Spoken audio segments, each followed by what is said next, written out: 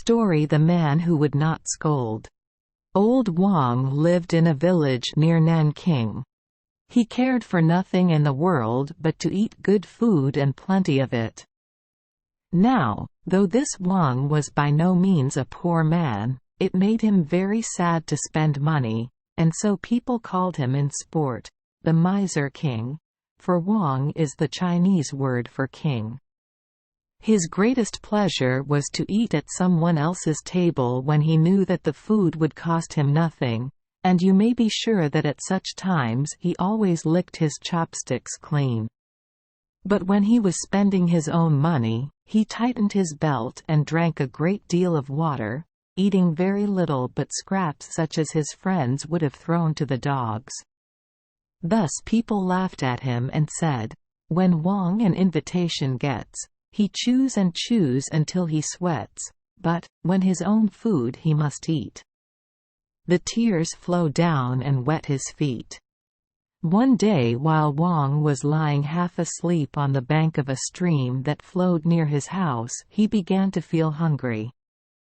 He had been in that spot all day without tasting anything. At last he saw a flock of ducks swimming in the river. He knew that they belonged to a rich man named Lin who lived in the village. They were fat ducks, so plump and tempting that it made him hungry to look at them. "Oh, for a boiled duck," he said to himself with a sigh. "Why is it that the gods have not given me a taste of duck during the past year? What have I done to be thus denied?" Then the thought flashed into his mind. Here am I asking why the gods have not given me ducks to eat. Who knows but that they have sent this flock thinking I would have sense enough to grab one. Friend Lin, many thanks for your kindness. I think I shall accept your offer and take one of these fowls for my dinner. Of course Mr. Lin was nowhere near to hear old Wang thanking him. By this time the flock had come to shore. The miser picked himself up lazily from the ground, and, after tiring himself out, he at last managed to pick one of the ducks up, too. He took it home joyfully, hiding it under his ragged garment. Once in his own yard, he lost no time in killing and preparing it for dinner. He ate it, laughing to himself all the time at his own slyness, and wondering what his friend Lin would think if he chanced to count his ducks that night. "No doubt he will believe it was a giant hawk that carried off that bird," he said, chuckling. "My word! But didn't I do a great trick? I think I will repeat the dose tomorrow. The first duck is well lodged in my stomach, and I am ready to take an oath that all the others will find a bed in the same boarding house before many weeks are past. It would be a pity to leave the first one to pine away in lonely grief. I could never be so cruel." So old Wang went to bed happy.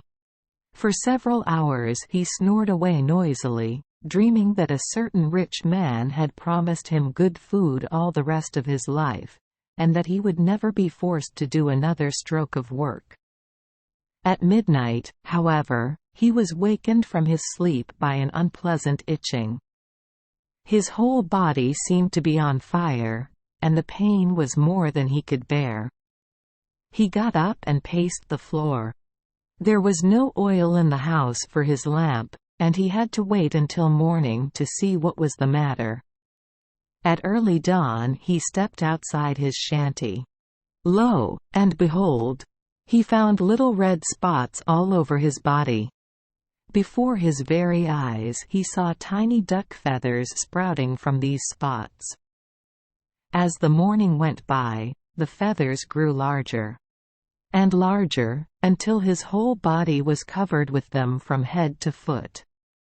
Only his face and hands were free of the strange growth. With a cry of horror, Wang began to pull the feathers out by handfuls, flinging them in the dirt and stamping on them. "The gods have fooled me," he yelled. "They made me take the duck and eat it, and now they are punishing me for stealing. But the faster he jerked the feathers out, the faster they grew in again, longer and more glossy than before. Then, too, the pain was so great that he could scarcely keep from rolling on the ground.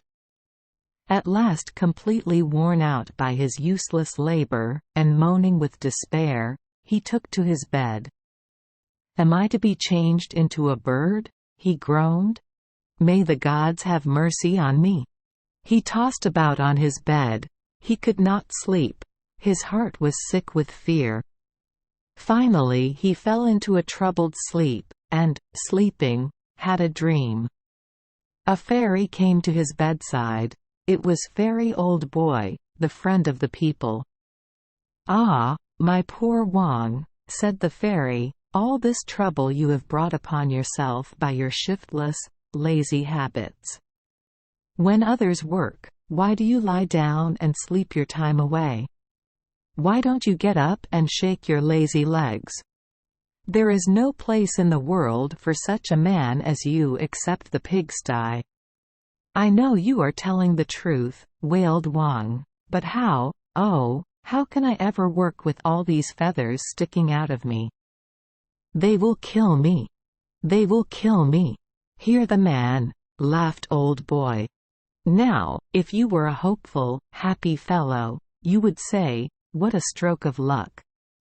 No need to buy garments. The gods have given me a suit of clothes that will never wear out. You are a pretty fellow to be complaining, aren't you?'" After joking in this way for a little while, the good fairy changed his tone of voice and said, "Now, Wang, are you really sorry for the way you have lived, sorry for your years of idleness, sorry because you disgraced your old father and mother? I hear your parents died of hunger because you would not help them." Wang, seeing that Old Boy knew all about his past life, and, feeling his pain growing worse and worse every minute, cried out at last, "Yes. Yes. I will do anything you say. Only, I pray you, free me of these feathers." "I wouldn't have your feathers," said Old Boy, "and I cannot free you of them. You will have to do the whole thing yourself. What you need is to hear a good scolding. Go and get Mr. Lin, the owner of the stolen duck, to scold freely. The harder he scolds, the sooner will your feathers drop out." Now, of course, some readers will laugh and say, "But this was only a silly dream, and meant nothing." Mr. Wang, however, did not think in this way. He woke up very happy. He would go to Mr. Lin, confess everything and take the scolding. Then he would be free of his feathers and would go to work. Truly he had led a lazy life. What the good fairy Old Boy had said about his father and mother had hurt him very badly, for he knew that every word was true. From this day on, he would not be lazy. He would take a wife and become the father of a family. Miser Wang meant all right when he started out from his shanty. From his little hoard of money he took enough cash to pay Mr. Lin for the stolen duck. He would do everything the fairy had told him and even more. But this doing more was just where he got into trouble. As he walked along the road jingling the string of cash, and thinking that he must soon give it up to his neighbor, he grew very sad. He loved every copper of his money and he disliked to part with it. After all, Old Boy had not told him he must confess to the owner of the duck. He had said he must go to Lin and get Lin to give a good scolding. Old Boy did not say that Lin must scold me, thought the miser. All that I need do is to get him to scold, and then my feathers will drop off and I shall be happy. Why not tell him that old Sen stole his duck, and get him to give Sen a scolding? That will surely do just as well, and I shall save my money as well as my face. Besides, if I tell Lin that I am a thief, Perhaps he will send for a policeman and they will haul me off to prison. Surely going to jail would be as bad as wearing feathers. Ha! Ha! This will be a good joke on Sen, Lin, and the whole lot of them. I shall fool fairy old boy too. Really, he had no right to speak of my father and mother in the way he did. After all, they died of fever, and I was no doctor to cure them. How could he say it was my fault? The longer Wang talked to himself, the surer he became that it was useless to tell Lin that he had stolen the duck. By the time he had reached the duck man's house, he had fully made up his mind to deceive him. Mr. Lin invited him to come in and sit down. He was a plain-spoken, honest kind of man, this Lin. Everybody liked him, for he never spoke ill of any man and he always had something good to say of his neighbors. "Well, what's your business, friend Wang? You have come out bright and early, and it's a long walk from your place to mine." "Oh, I had something important I wanted to talk to you about," began Wang slyly. "That's a fine flock of ducks you have over in the meadow." "Yes," said Mr. Lin smiling, "a fine flock indeed." But he said nothing of the stolen fowl. "How many have you?" questioned Wang more boldly. "I counted them yesterday morning and there were 15. But did you count them again last night?" "Yes, I did," answered Lin slowly. "And there were only 14 then?" "Quite right, friend Wang. One of them was missing. But one duck is of little importance." "Why do you speak of it?" "What, no importance? Losing a duck? How can you say so? A duck's a duck, isn't it, and surely you would like to know how you lost it?" "A hawk most likely." "No, it wasn't a hawk, but if you would go and look in old Sen's duckyard, you would likely find feathers." "Nothing more natural, I am sure, in a duckyard." "Yes, but your duck's feathers," persisted Wang. "What? You think old Sen is a thief, do you, and that he has been stealing from me?" "Exactly. You have it now. Well, well, that is too bad. I am sorry the old fellow is having such a hard time. He is a good worker and deserves better luck. I should willingly have given him the duck if he had only asked for it. Too bad that he had to steal it." Wang waited to see how Mr. Lin planned to punish the thief, feeling sure that the least he could do would be to go and give him a good scolding. But nothing of the kind happened. Instead of growing angry, Mr. Lin seemed to be sorry for Sen, sorry that he was poor, sorry that he was willing to steal. "Aren't you even going to give him a scolding?" asked Wang in disgust. "Better go to his house with me and give him a good raking over the coals." What use? What use? Hurt a neighbor's feelings just for a duck? That would be foolish indeed. By this time the miser king had begun to feel an itching all over his body. The feathers had begun hurting again, and he was frightened once more. He became excited and threw himself on the floor in front of Mr. Lin. "Hey! What's the matter, man?" cried Lin, thinking Wang was in a fit. "What's the matter? Are you ill?" "Yes, very ill," wailed Wang. "Mr. Lin, I'm a bad man, and I may as well own it at once and be done with it. There is no use trying to dodge the truth or hide a fault. I stole your duck last night, and today I came sneaking over here and tried to put the thing off on old Senator." "Yes, I knew it," answered Lin. "I saw you carrying the duck off under your garment. Why did you come to see me at all if you thought I did not know you were guilty?" "Only wait, and I'll tell you everything," said Wang, bowing still lower. After I had boiled your duck and eaten it, I went to bed. Pretty soon I felt an itching all over my body. I could not sleep, and in the morning I found that I had a thick growth of duck's feathers from head to foot. The more I pulled them out, the thicker they grew in. I could hardly keep from screaming. I took to my bed, and after I had tossed about for hours, a fairy came and told me that I could never get rid of my trouble unless I got you to give me a thorough scolding. Here is the money for your duck. Now for the love of mercy, scold, and do it quickly, for I can't stand the pain much longer."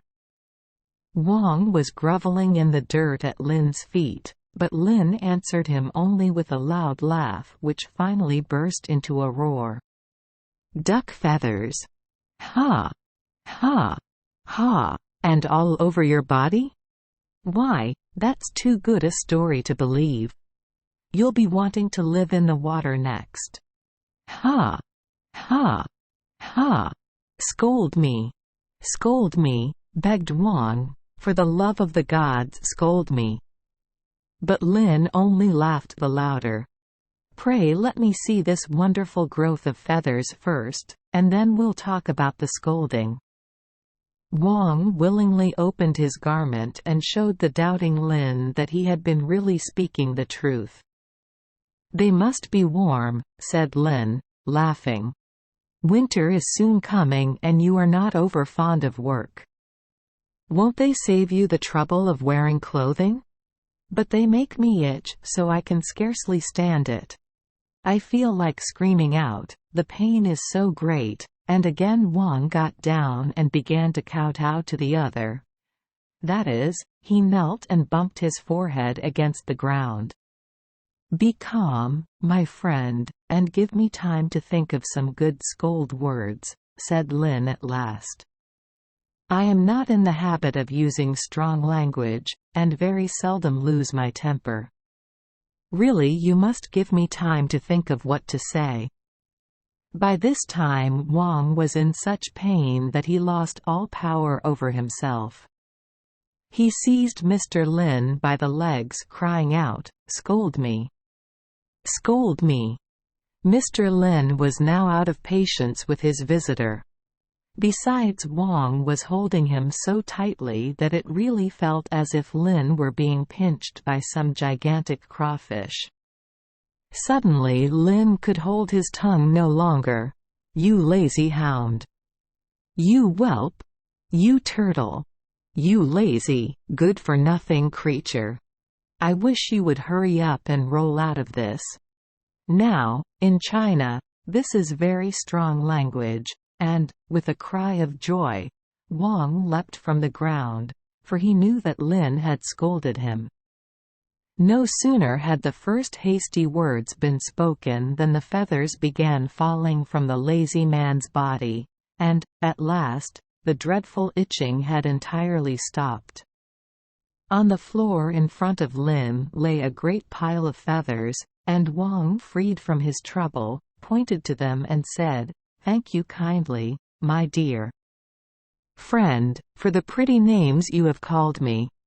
You have saved my life. And, although I have paid for the duck, I wish to add to the bargain by making you a present of these handsome feathers.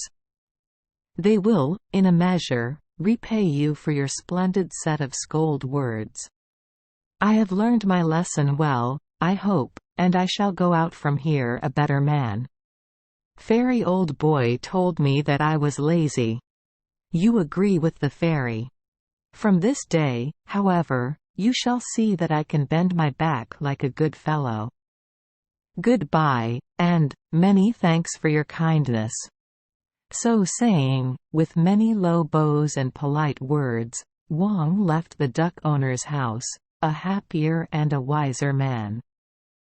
Thank you for joining us for today's fairy tale. We hope these stories bring joy and meaning to your day. If you love our channel, please hit the subscribe button so you won't miss any exciting tales. Wishing you a good night and sweet dreams. See you in the next story.